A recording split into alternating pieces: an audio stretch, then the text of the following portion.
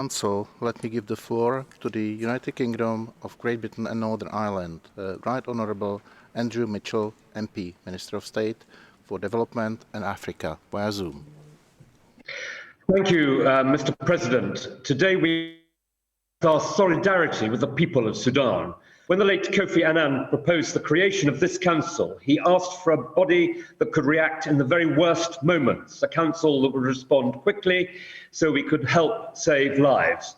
Since the 15th of April, Sudan has descended rapidly into crisis. Hundreds of civilians have been killed, thousands injured, humanitarian actors murdered.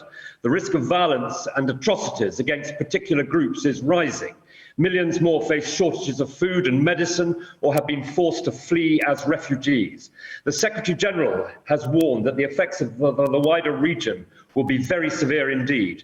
But there is an alternative to conflict, to killing, to the suffering of totally innocent and blameless people. Despite the military takeover in 2021, Sudan had been on the path to democratic civilian rule. It was working with the UN human rights system to build domestic institutions, and it was making progress. Surely we must revert to the political track, so important and so evident on April the 11th. Dear colleagues, let us be the counsel of Mr. Annan's vision. Let's do all we can to help Sudan return to that path of peace, and let's do it now. We must send a united message of concern and of horror about the increase in human rights violations and abuses since the outbreak of the conflict. We must use our collective influence to break the cycle of impunity in Sudan, which only leads to further violence. There must be accountability for the horrific events taking place. Mr. President, I would like to express my appreciation for all those working tirelessly with the parties in Sudan to end the violence.